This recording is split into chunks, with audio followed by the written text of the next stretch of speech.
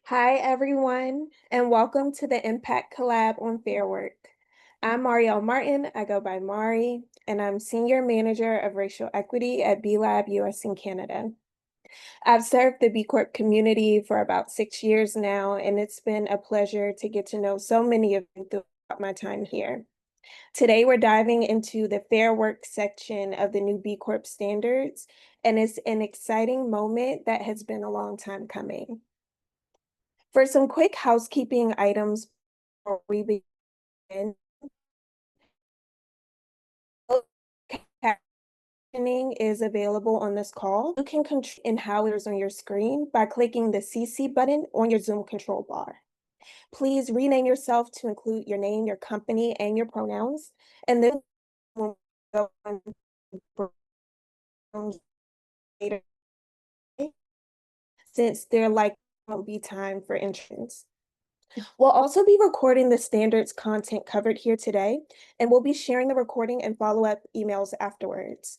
However, we want to let you all know that we'll be ending this call in breakout rooms, and those breakout rooms will not be recorded or shared. That way you can speak candidly while in there. We want to start today by acknowledging that we're living in a time where we're speaking a lot about immigration. However, although we're all joining from a virtual space, we're also calling in from traditional territories of many indigenous nations. We encourage you to share in the chat which territory you're joining from, and I myself am joining from Lenni Lenape land. If you're not sure what land or territory you are residing in, you can use the links to find it.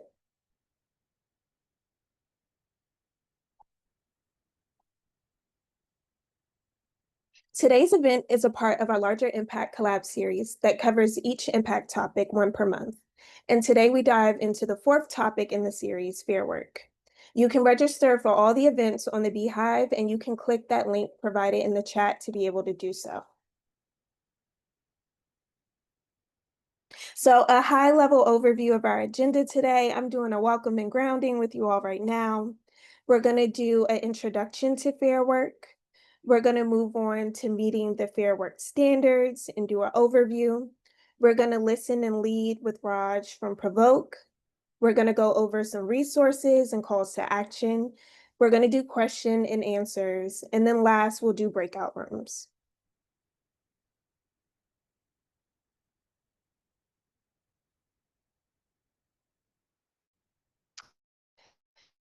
So I'm going to pass the mic over from Global to go over a bit of an overview of the Fair Work standards.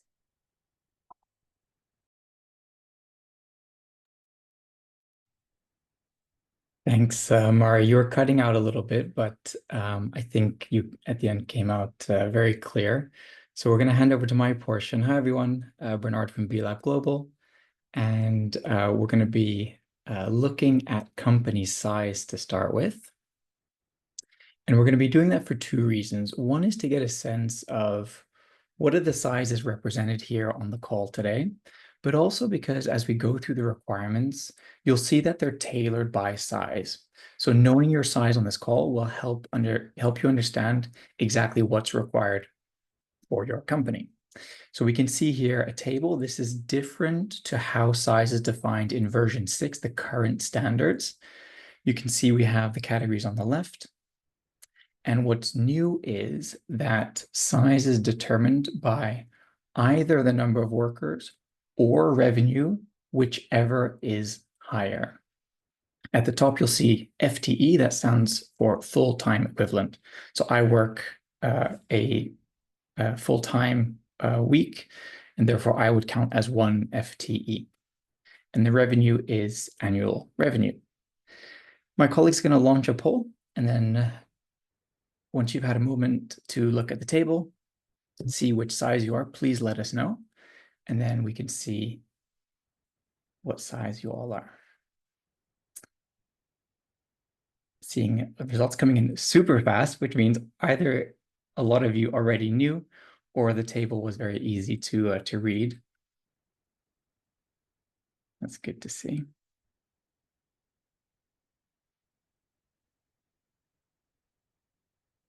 Okay.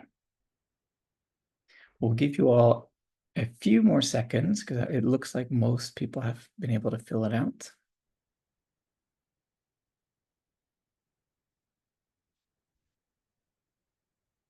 Okay, you should be able to see the results now. We can see that we have, well, we have every size represented, so that's fantastic. Mostly micro, small, and medium. Well, welcome to everyone. All sizes welcome. As I mentioned, keep this in the back of your minds because as we go through the requirements, we'll show you what is applicable to which size. Now let's look at how continuous improvement is embedded into the standards.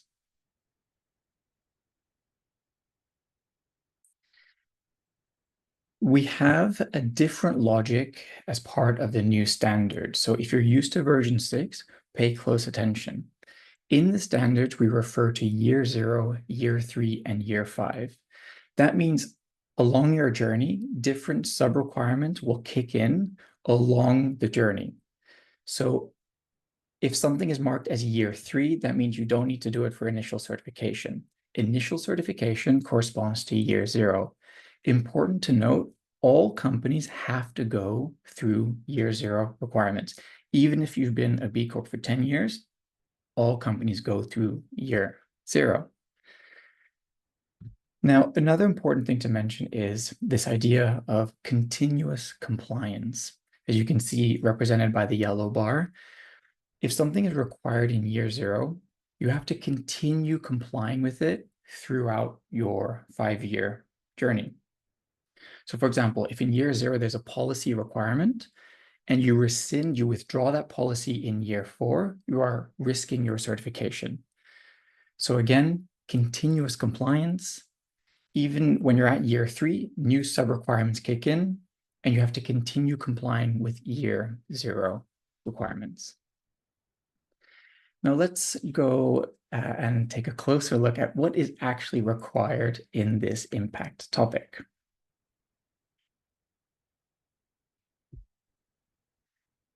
So fair work, we have one of 7 impact topics. And like all impact topics, they're divided into requirements and then sub-requirements. And we're going to go through, Joao and I are going to go through everything to make sure that you leave this session with a better understanding of what's required. Let's start at the very top though. The impact topic requires companies to offer good quality jobs and create positive workplace cultures. There are 4 requirements, FW1 to FW4. Starting with FW1, companies set clear expectations of employees. FW2, implement fair wage practices. FW3, considering feedback from workers. And FW4, measuring workplace culture and taking action to improve it. A very important note, fair work focuses on workers and employees within your own operations. Anything related to fair work or labor rights in relation to supply chain workers, all of that falls under the human rights impact topic. Okay, I'm going to hand over to João now to take us through FW1. Thank you, Bernard, and good morning, everyone. Happy to go over the requirements and sub-requirements for fair work, starting with FW1, which states that companies set clear expectations of employees. In practice, this requirement touches on 2 actions, both of which are only applicable to companies with workers. So first, FW 1.1, every company, regardless of size, must offer all employees a signed employment agreement to empower those employees with information about their jobs and what is expected of them. The second sub-requirement is that companies of every size, with the exception of micro, must have a written policy outlining the cancellation deadline and the terms of payment when employment contracts are canceled, so as to ensure equal and fair cancellation periods for all employees. For Fair Work 2, I'll actually hand it back to Bernard. Thanks, Joao. So let's look closely at fair wage practices. We're going to start with FW 2.1 to 2.3. There are in total 8 sub-requirements. Let's start with the first 3. So 2.1 says that a company has to have a policy of not requesting wage histories from job applicants. This is to essentially break the cycle of companies requesting wage histories, because there could be situations where someone has been underpaid in the past. If their wage history or their preferred wage is requested, that increases their chance of the wage inequality continuing. So we want to break that cycle and say no more requesting of wage histories from job applicants. 2.2 is about informing workers essentially about how their wages are set. We anticipate that most companies are already meeting 2.2. Having, for example, information in an employee handbook and providing pay slips likely means you're meeting 2.2. And 2.3 is about having wage scales. So this is internally having those scales formalized. For example, saying, okay, we have a junior associate, then a senior associate, then a manager, and then assigning a wage range to each of those grades or scales. You'll see that this only applies to large and above, because really that degree of formalization only makes sense if you have a large workforce. And that also only kicks in at year 3. So to clarify, for year 0, you would need to complete 2.1 and 2.2, and then 2.3 you would only need to complete 3 years later. Let's take a look at gender wage gaps. So here we have a package of 4 sub-requirements. The first 3 are about gender wage gaps. The company has to calculate annually its gender wage gap, then publicly share it, and then 2.6, either close it, or if it was already closed, maintain that closure. Important to note here, all of these only apply from large or extra large and above. The main reason is that it doesn't make sense to calculate gender wage gaps for small workforces. We saw in the previous poll, there were quite a few small companies. If you have, let's say, 50 workers, it doesn't make sense to do that wage gap calculation because it won't be statistically significant. So that's why it only kicks in from large and above. And you'll see that it's tiered in terms of time. We have 2.4 and 2.5 kicking in from your initial certification, but then the closure of the gap only kicks in at year 3. At the very bottom, we see 2.7, evaluating equal pay for work of equal value. Quite a mouthful. This is a very important type of evaluation, and it's different to equal pay for equal work. I'll explain. Equal pay for equal work would be looking at, for example, 2 cleaners and saying, or assessing, are they being paid the same or a similar amount? Is there fairness in that respect? 2.7 looks at the value of work. So it goes a step further and looks at what value are different roles contributing to the organization, and are they then being paid similarly? There's a really good example from Spain. There was a court case related to a hotel chain. They had mostly male bartenders and mostly female cleaners. Now, they brought this to court and said, looking at the value that they bring, is there fair pay? And so they did an assessment looking at, okay, what do the cleaners bring to the organization? What are their responsibilities? What happens if they don't do their jobs well? And looking at the bartenders as well. And they determined, you know what? In terms of value towards the organization, even though their roles are very different, the value is similar, and therefore the pay should be similar as well. And it resulted in the court saying those mostly female cleaners should be paid as much as the bartenders. So that's what we would be looking under 2.7. And there's a reference within the standards to a very good guidance document from the UN International Labour Organization. Again, only kicks in for extra large companies, and note, only kicks in at year 5.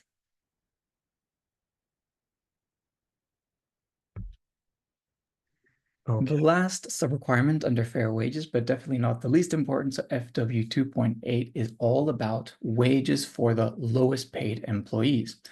Informally, some people call this the living wage requirement, but it's actually more than that, which is why we use the term wages for the lowest paid. It revolves around giving companies a choice of three options, which you can see there listed by A, B, and C. Let's go through each one. A, the company pays its employees a family living wage. Note, in the standard, whenever we refer to a living wage, automatically, inherently, we're referring to a family living wage. B, the company pays a collectively bargained wage. This is when a union, on behalf of workers, negotiates working conditions and wages with the employer. So very different to a living wage practice. It could be that in your area, in your country, collective bargaining is not that common. Beyond A and B, if companies can't meet that, then there's always option C, which is also how it's designed. It's meant for companies that are unable to pay a living wage and where collective bargaining isn't relevant, or maybe there's no union, then C would be the one for you to look at. One important note is this applies to all companies with workers. That's why you can see it applies for micro and above, and it only kicks in at year 3. It does not kick in at year 0 for your initial certification, and we've been very deliberate about this. Looking at the timeline to transition all the companies, all B Corps onto the new standards, we wanted to make sure companies had enough time to implement new wage practices, and we acknowledge that for most companies, wage updates happen on an annual basis. So if we're looking at the first company certifying in just over a year time, having this apply at year 0 didn't seem fair. So that's why it applies from year 3 onwards. Let's now take a closer look at exactly what falls under the third option, 2.8.C.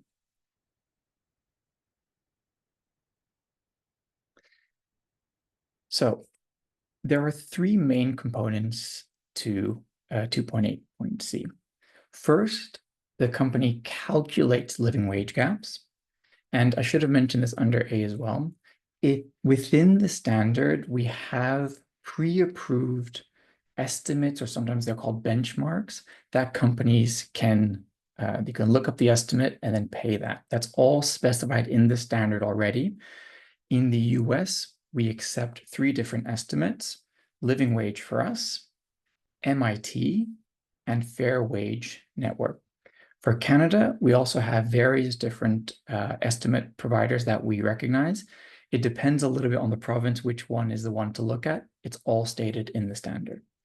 So under C, so A was about paying. Here C, instead of paying it, the company calculates living wage gaps and then creates an internal plan to close those gaps.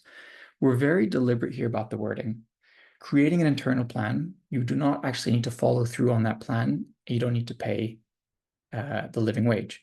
What we're hoping for here, though, is that you would go through the process of understanding what the wage gaps are, that you understand at least, okay, that's what I should be aiming for. This is where we currently are.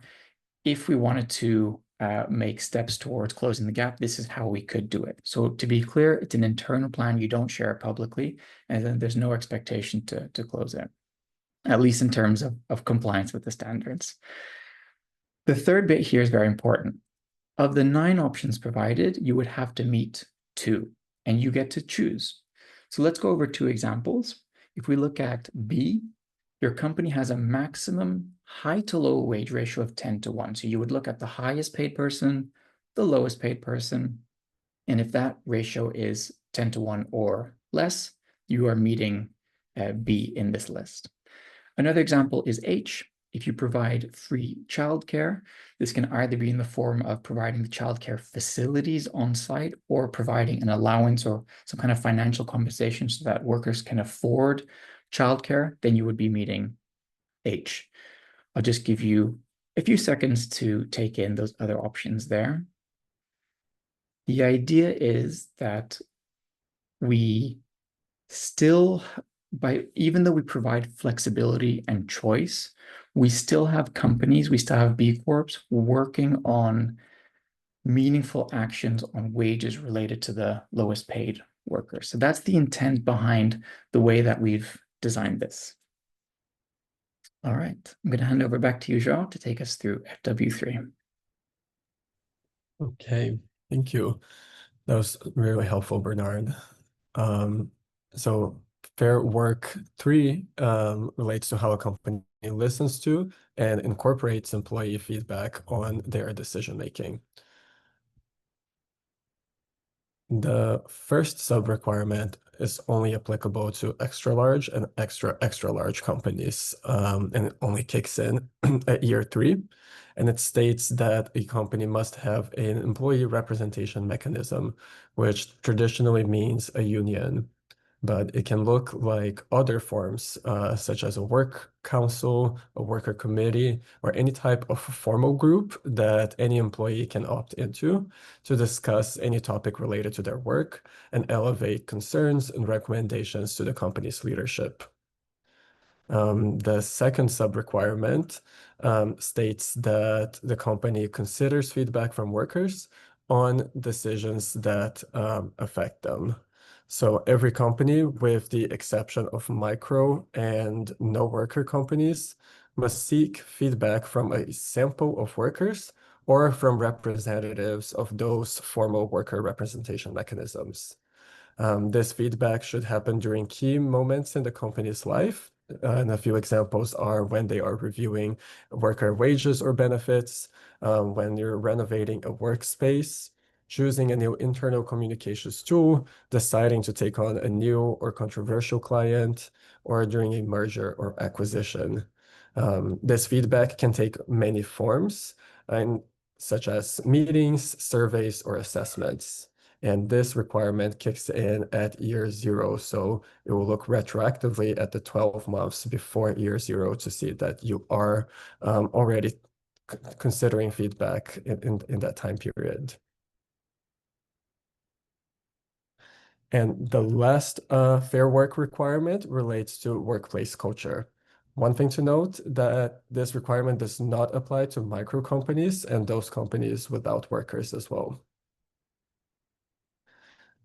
Okay, we have 4 sub-requirements within the workplace culture topic. The first one states that the company measures workplace culture regularly.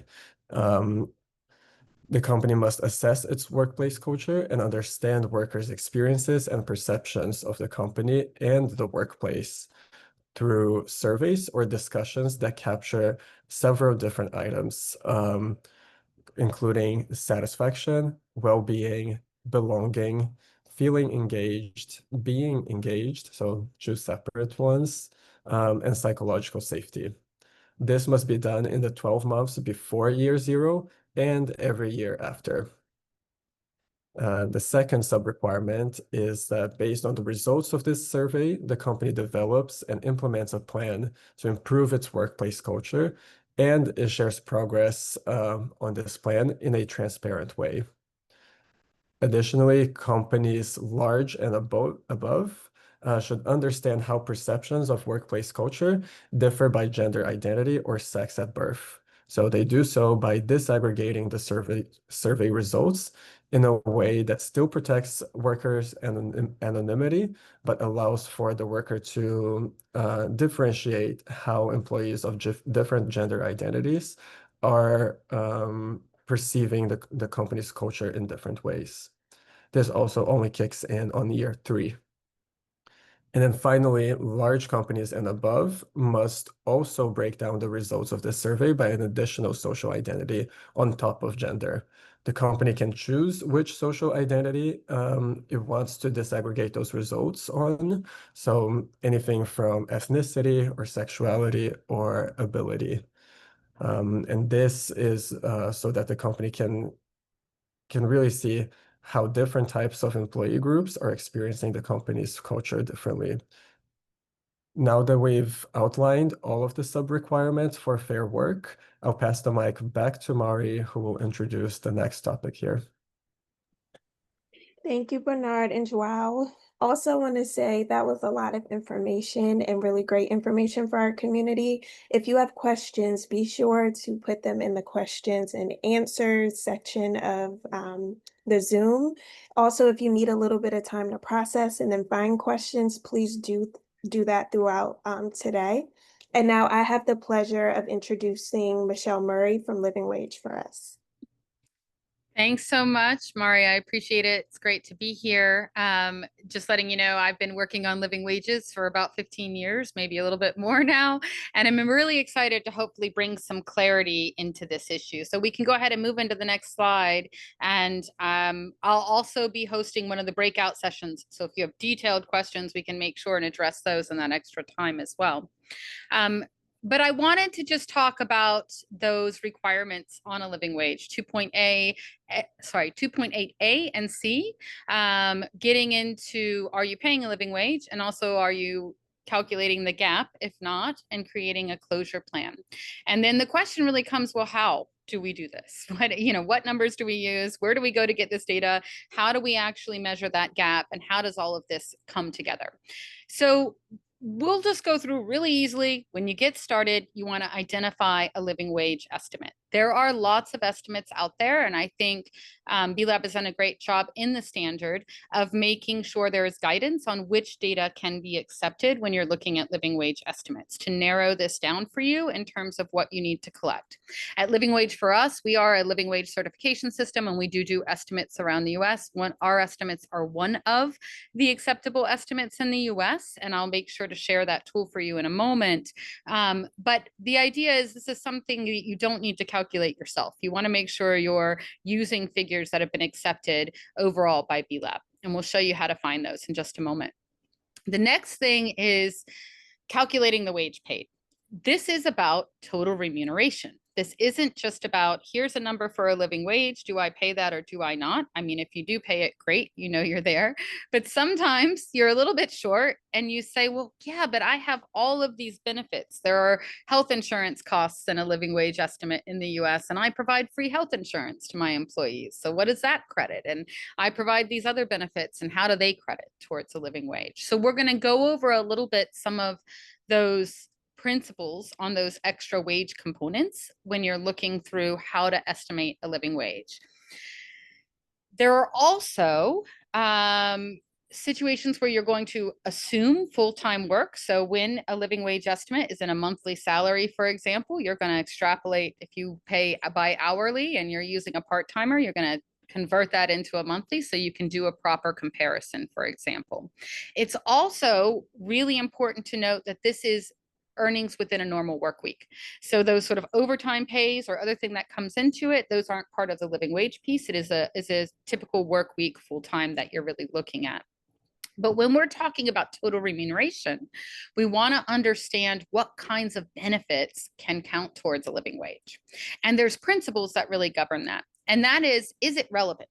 Meaning, is it a cost of living that you're giving in the benefit that's actually part of a living wage estimate? So is it sort of replacing something that's already there?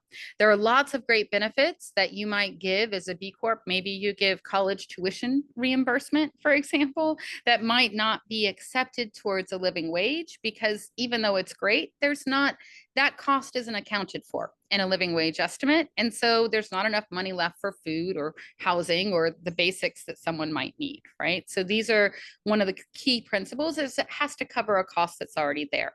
Is it predictable? This is a really important one. We often hear, can we count bonuses towards a living wage?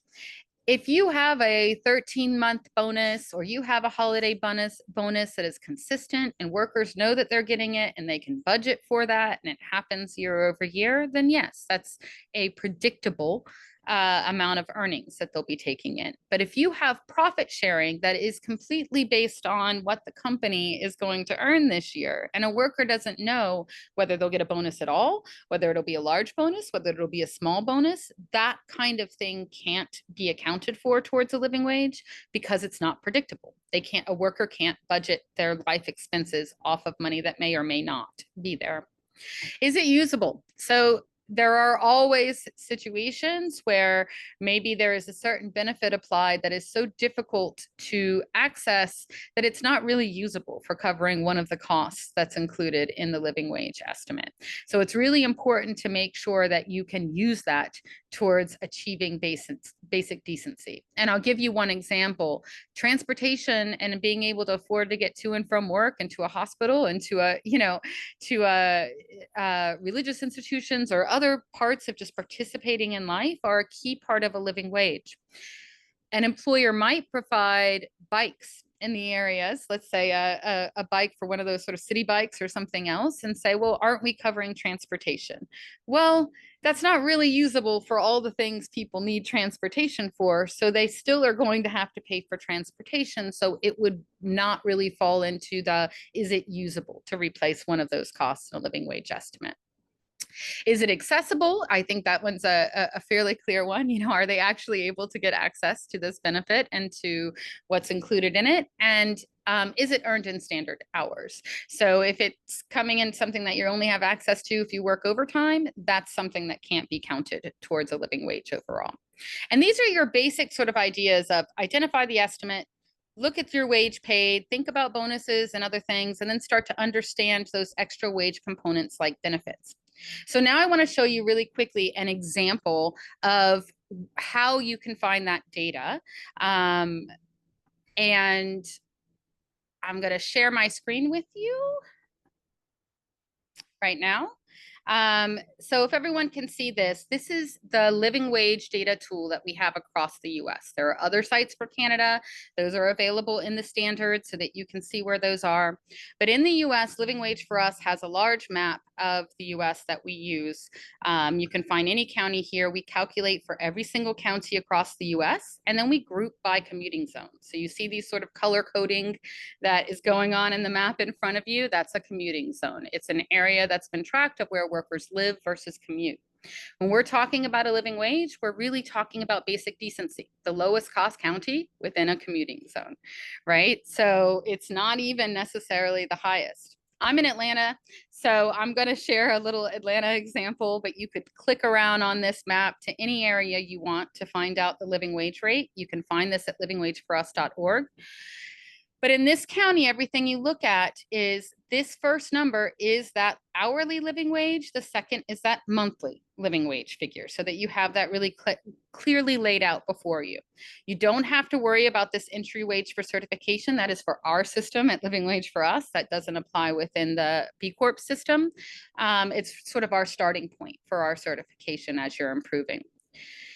What we show you, though, is exactly the breakdown of monthly costs for a family and what is included in the living wage estimate. This is super valuable for you if you're thinking, does this benefit that I offer replace the cost of living that's in the living wage estimate, which is one of those key pieces to knowing if it can count towards a living wage.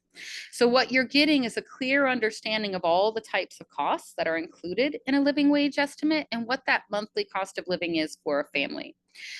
I wanted to start with that family that I'm saying really quickly and illustrate. I think I saw a question that came up earlier that said, hey, there's so many different family types and there's so many different numbers of workers, and how do we know what we need to focus on and what we don't? So first of all, in the standard, it gives you information about what family type, if there are multiple ones presented, should be used.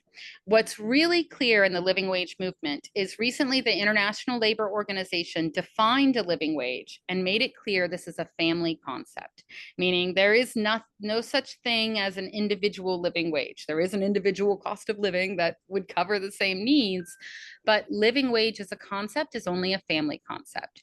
So what is best practice to use is a typical family in the given country or location where you're actually working. And that typical family is outlined usually by the living wage estimator. For us in the US, for Living Wage for Us data, it's a 2-adult, 2-child family, which is the typical family size among families with children, right? So if you take out sort of all the single individuals. That we then look at, well, what's the typical number of workers? We assume one full-time worker because we're talking about work here, but we take labor force participation rates and part-time employment rates and unemployment rates to say, what's the chance there's a second income in the family? Our estimates are based on assuming there's basically a 40-hour-a-week and a 30-hour-a-week worker in the family, both working and earning a living wage. What would they need to earn to support that family overall?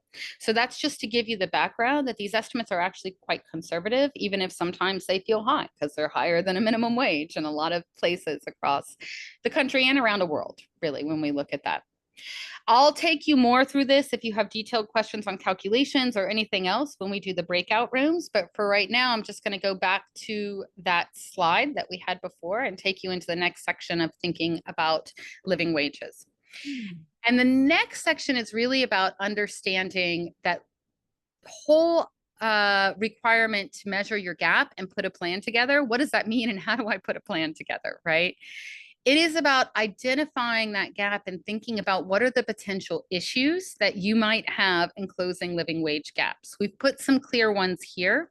You might have wage compression where you say, hey, wait a minute, if I bring my lowest paid employee up to a living wage, then I actually have to increase wages for all the employees above them as well, because I'm getting wage compression and I don't have differentials and I don't have anywhere to promote someone. That's a common problem. I have an issue with part-time versus full-time. We have full-timers that are benefits eligible and they're reaching a living wage, but part-timers in the same position, they're not, because they don't have the benefits counting towards a living wage. What do? I can't pay my part-timers more than my full-timers. How do I plan to get everybody up to a living wage and in a cost-effective way, right? And then there's also the concern about, wow, we have really big gaps and our budget won't allow us to, how are we going to plan to close that over time if there's just really not space in our budget at this point in time? How do we pay for those wage increases, right? These are some of the common issues that you're going to identify when you do a living wage assessment. What I want to bring is the don't be scared of them, right? There are solutions for each of these that makes it more cost effective. And I'm going to go through some examples of some of those solutions in just a moment. But one of the things we think about when we think about this holistically and understand total compensation is, well, what are the biggest costs of living in that area? And what are the cost effective ways that you might be able to cover some of those with benefits offerings? And how does that affect problems like wage compression or part-time versus full-time and getting to where you need to be? So I'll give you a quick example on wage compression. We often recommend looking at a dependent care FSA as a really cost-effective way to close gaps to a living wage. One of the reasons is that childcare, at least across the US, is one of the largest expenses that a family has. It drives the living wage up considerably, but 100% of your employees are unlikely to have childcare costs all at the same time.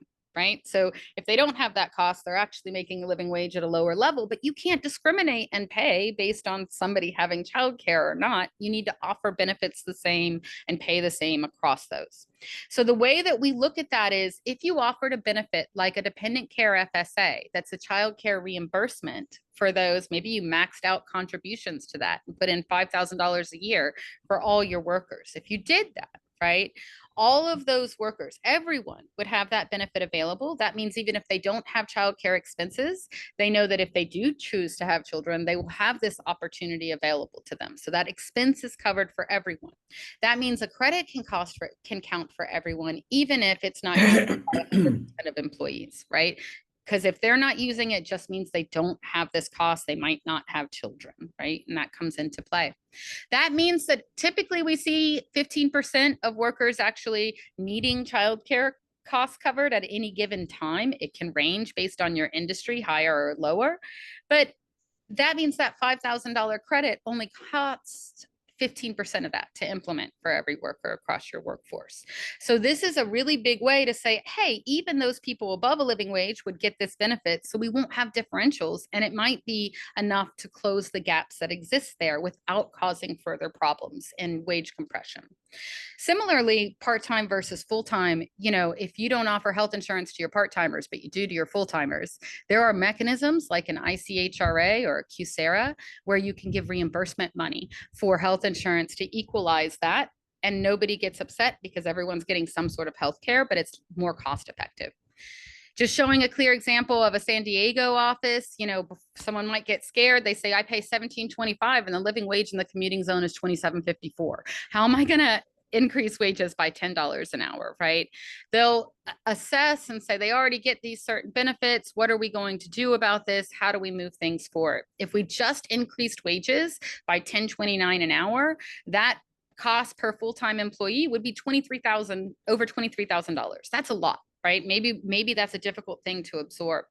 But when you look at it from when you have help looking at it from a benefit-centered way and from understanding those costs from a human rights angle, that 23,000 per worker could get down to what you see on the right, 6,643 per worker is the cost of implementing benefits that cover some of those care costs and some of those other pieces. So there really are ways to put this together and put a plan together so that you can cost effectively and realistically get to a living wage. That's about it. We'll have more to talk about in just a moment when we do breakout rooms. But if you have detailed questions, overall, I want you to just realize that starting to understand this is key. Living Wage for Us can help if you want, but you don't have to work with us. You should be able to think about these principles and work through it yourself as well. And all of our data is freely available. Thank you so much, Michelle. That was so in-depth and amazing. And every time I hear you speak about living wage, I get excited. I am going to pass the mic now over to Raj Agarwal from Provoke so you can get even more good information today that you'll be able to use. Thank you, Mari, and good morning, everybody. Michelle, so wonderful to hear what you've been working on. We hope to pass a living wage certification in DC, and it was so contentious. And to see it being part of the standards is just an indication of, I think, this dominant paradigm that sometimes we live in, that what is a good business, what's a good business, what is good business, and how is business a force for good? And the fact is that when I think about these specific components of 3.2, 3, and 4, all of these things are actually good for business, and there isn't a distinction between what's good for business and what is a good business. So today I'm going to present a little bit on some work that I've been working on for the last 5 years and written by the Ford Foundation about the importance of listening to employees. Ford came to us and asked us, what is the issue here? Why don't big companies or companies in general listen to their employees when we know there's such a wealth of knowledge there? And when I came onto this discussion with Rose and with Mari, Rose was like, I want you to talk about how Provoke listens to their employees. And I'm like, that would be inauthentic. Because the fact is I have so much more work to do to really listening and centering my employees beyond what maybe the perception is. I want to talk to you about what does the research say about 3.2 and the importance of listening to your workers and engaging the wealth of knowledge that they have to improve your business. So we basically set out a few years ago. Oh, I want to say one other thing. I was a part of the Regional Standards Advisory Committee. I've helped to move these standards forward. I'm so happy to see where they are right now. Definitely rigorous, definitely a pain in the ass, but where they need to be. And also, I was recently on a podcast called Beyond the B, talking about whether or not the B Corp movement is too woke. And if you're curious about that topic, please check it out. So basically, Ford said, what's the issue? Why aren't companies listening to their employees? We worked with a number of B Corps, but also a lot of other businesses outside of the B Corp movement, like Siemens, Hilton, Chipotle, et cetera, to ask them about what was the challenge and what was the benefit of them listening to employees. So let's go to the next slide.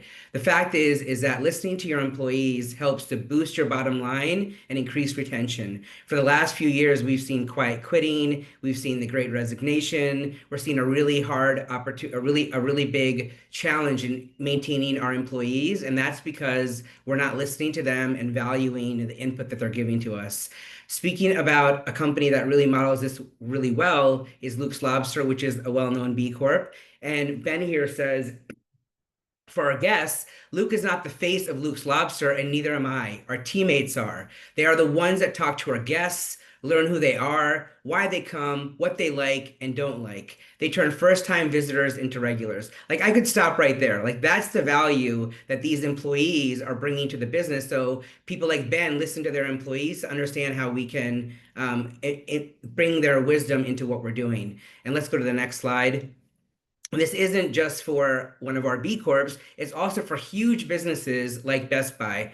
Not that B Corps aren't huge businesses, but for someone like Best Buy who hasn't said that they're a B Corp, right? Here's Hubert Jolly. He's a former Best Buy CEO. He spent the initial time when he first got there just really focusing on listening to employees. And he says, admitting you don't have all the answers is a sign of strong leadership.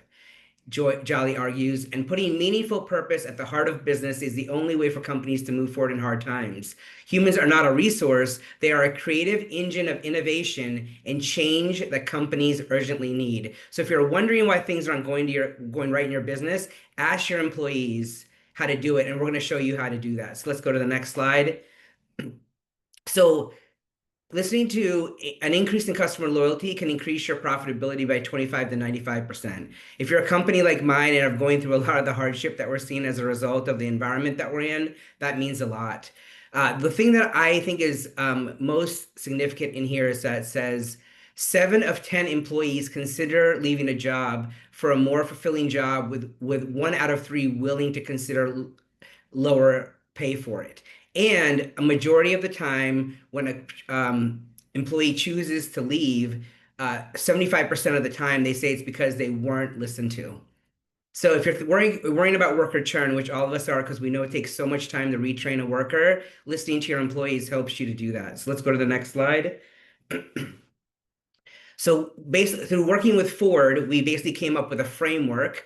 We analyzed 50 years of research on human capital management, and we really boiled it down to 3 things. It's called the LAB framework: listen, act, and be accountable. First, you develop strategies and activities that capture relevant input from your employees. What does that look like? It can look to surveys. It can look to a lot of things that are already indicated in this particular 3.2 and how 3.2 is described.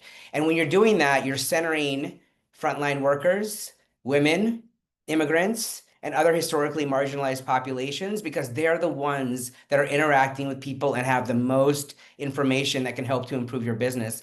You take that information and then you determine what you can act and not act on it. The thing that people are most afraid about is what happens if I listen to Mari. Mari tells me something that she wants to do, and then I can't do it. What am I going to tell Mari? No, you make it very clear about what you can do and what you can't do, and employees appreciate and honor that you're at least acknowledging what has happened, and they understand that as a business you have limitations. So you're acting based on the insights that you're developing from these folks. And lastly, the hardest part is being accountable. This isn't about doing it once and never doing it again. It's an ongoing process of feedback. And so I'm so grateful for B-Lab to incorporate this framework into their standards that has been supported by 50 years of research, and at the end of the day, improves your bottom line and helps to improve retention.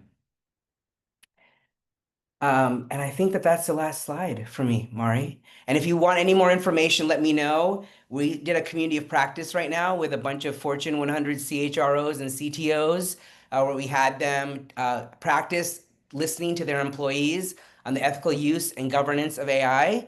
It was unbelievable because so much of it has to do with change management and what does it really take to listen to your employees, and just learning to listen. I don't know about you all, but I am not always the best listener. And this fundamental practice as leaders is what we learn in this cohort, and then we help to do that with our employees. So thank you for having me on, Mari, Karen, and Rose. Thank you so much, Raj. I also just want to pull out something that you said on this call, which is you're not the best listener. I put it in the chat, but this work is not about perfection. It's about continuous improvement, and that continuous is important. We're not trying to be the best business and the most perfect business all the time.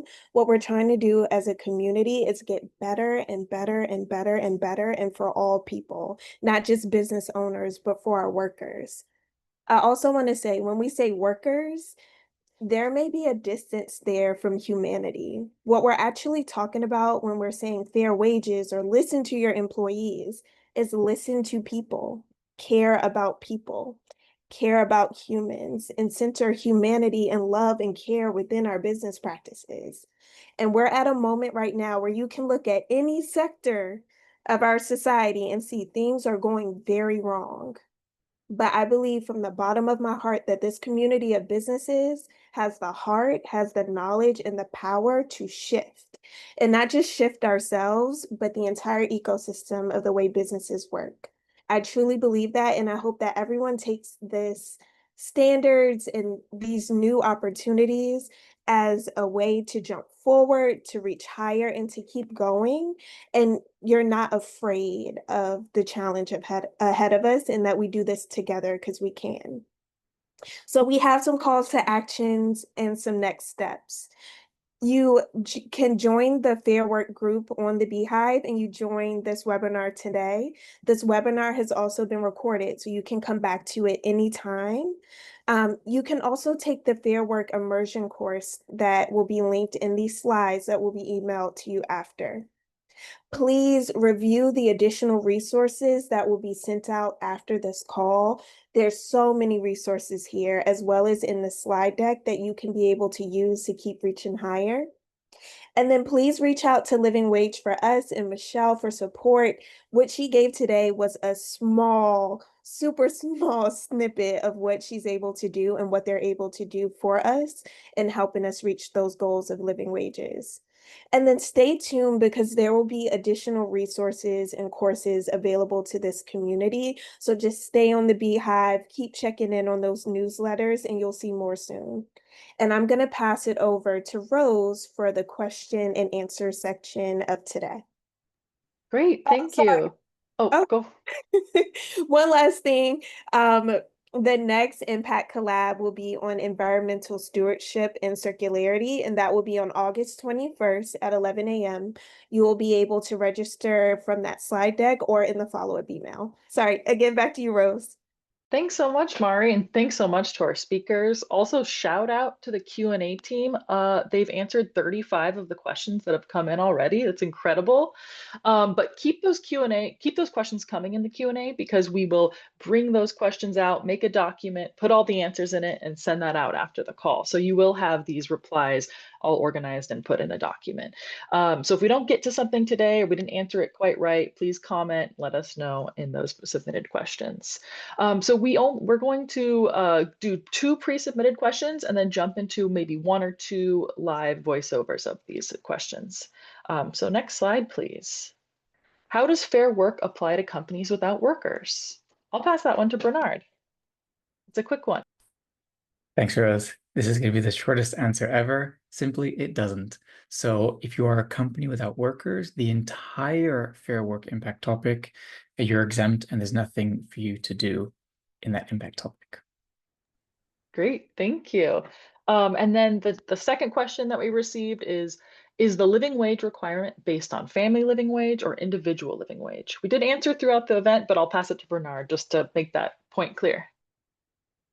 So this is a shift from version 6, the current standard. So the default is a living wages for a family. Michelle already explained this very well. It is a family concept. So we're aligning with global consensus on this, which I know particularly for those based in the US, this maybe feels strange because you've been using MIT for so long, and for a long time, MIT calculator data has the individual there.